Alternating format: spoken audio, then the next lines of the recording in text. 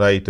Welcome back to the debate. సరిగ్గా 6:30 చాలా సంస్థలు, ఏజెన్సీలు 7 దశల ఎన్నికలకు సంబంధించిన ఎగ్జిట్ పోల్స్ని, అలాగే ఆంధ్రప్రదేశ్లో అసెంబ్లీ, లోక్సభ ఎన్నికల ఎగ్జిట్ పోల్స్ను, తెలంగాణలో లోక్సభ ఎన్నికల ఎగ్జిట్ పోల్స్ను విడుదల చేయబోతున్నాయి. ఇప్పటి వరకు మనం జాతీయ స్థాయిలో ప్రచారాలు, పార్టీల కూటములు, వాళ్ళ ఎజెండాలు, వాళ్ళు ఎత్తుకున్న అంశాలు, వాళ్ళు పన్నిన వ్యూహాలు, వీటి గురించి చర్చించాం. ప్రస్తుతం మాతో తెలంగాణ బ్యూరో చీఫ్ నవీన్తో పాటు ఏపీ బ్యూరో చీఫ్ రామారావు కూడా జాయిన్ అయ్యారు. ఇటు తెలంగాణలో పార్టీల ప్రతి వ్యూహాలు ఎలా ఉన్నాయి, అలాగే పోటీ ఎలా ఉంది అనే దాంతోపాటు ఆంధ్రప్రదేశ్లో బీజేపీ, టీడీపీ, జనసేన కూటమి ఏర్పాటైన తీరు, ఏ లక్ష్యంతో ఏర్పాటైన తర్వాత షెడ్యూల్ కాలంలో, అంటే ఎన్నికల షెడ్యూల్ వచ్చిన తర్వాత నుంచి పోలింగ్ వరకు ఎలాంటి పరిణామాలు మనం చూసాం, టీడీపీ కూటమి విడుదల చేసిన మేనిఫెస్టో ఎలా జరిగింది, ప్రజలు ఎలా స్పందించారు, దాని మీద కూడా మాట్లాడదాం మనం. ముందుగా తెలంగాణకు సంబంధించి Naveen, good evening. Good evening Naveen, ఎలా ఉంది ఈసారి ఈ ఎగ్జిట్ పోల్స్? మరి కాసేపట్లో రాబోతున్నాయి కదా, కానీ ఈ పాటికే ప్రజల్లో ఒక రకమైన అంచనా వచ్చేసింది. సరే, అది పర్ఫెక్ట్గా ఉండకపోయినా కొంచెం అటు ఇటు 10%, 20% వేరీ ఉండొచ్చు. బట్ ఎనీవే, పార్టీల అంచనాలు ఎలా ఉన్నాయి? ఏ పార్టీ ఏం చెప్పుకుంటుంది? అది చెప్పుకోవడానికి ఏమన్నా ఏదో చెప్పుకోవాలి కాబట్టి చెప్పుకుంటున్నాయా అన్న రీజనింగ్ ఉందా? వాళ్ళ వ్యూహాలు కానీ, వాళ్ళ ఎజెండాలు కానీ, వాళ్ళ మేనిఫెస్టోలు కానీ, ఒకళ్ళ మీద ఒకళ్ళు విసురుకున్న రాళ్ళు కానీ ఏమైనా అవతల వాళ్ళకి దెబ్బలు తగిలాయా?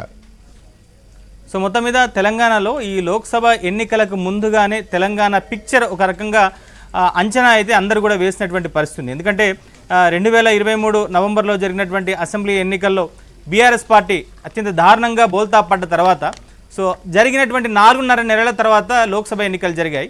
ఈ లోక్సభ ఎన్నికల్లో కూడా ఈ 3 పార్టీలు కూడా చాలా తీవ్రంగా శ్రమించాయి. ఎప్పుడు కూడా అంటే ప్రచారం విషయంలో కానీ లేదా ఇతరత్ర విషయాల్లో చాలా బయటికి రానటువంటి కేసీఆర్ ఈసారి లోక్సభ ఎలక్షన్స్ మాత్రం ఆయన అన్ని నియోజకవర్గాల్లో కూడా రోడ్ షోలు నిర్వహించారు. కొన్ని బహిరంగ సభల్లో కూడా కేసీఆర్ పాల్గొన్నారు. అయితే ఈ ప్రభుత్వ వ్యతిరేకత అనేటువంటి పెరిగింది.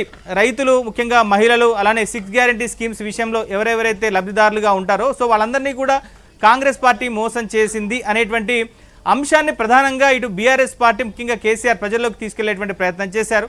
ఒక రకంగా ఈ ఎన్నికల్లో బీఆర్ఎస్ పార్టీకి సింపతి అనేటువంటి ప్రజల్లో వస్తుంది అని చెప్పినటువంటి నమ్మకంతో కేసీఆర్ ఈసారి లోక్సభ ఎన్నికల్లో చాలా తీవ్రంగా శ్రమించారు. అన్ని నియోజకవర్గాల్లో కూడా ఆయన పర్యటించారు.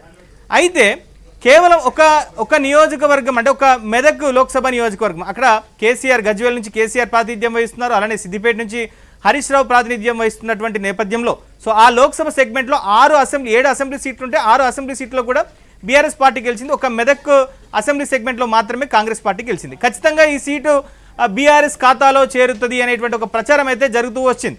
సో ఇంకా మిగిలిన స్థానాల్లో ఎక్కడ కూడా బీఆర్ఎస్ పార్టీ ఒక ద్విముఖ పోరులో ఎక్కడ కూడా పలానా పార్టీతో సీరియస్గా ఫైట్లో ఉందనేటువంటి చర్చ అయితే జరుగుతున్నటువంటి పరిస్థితి లేదు. ఒక పెద్దపల్లి కావచ్చు లేదా నాగర్ కర్నూలు కావచ్చు, ఈ ఒక 2 స్థానాల్లో మాత్రమే బీఆర్ఎస్ పార్టీ ఇటు కాంగ్రెస్ పార్టీతో గట్టిగా ఫైట్ చేసింది అన్న ఒక ఇంప్రెషన్ అయితే ఉంది. కానీ మిగిలినటువంటి 17 నియోజకవర్గాల్లో ఈ 3 నియోజకవర్గాల్లో తప్ప ఎక్కడ కూడా బీఆర్ఎస్ పార్టీ చాలా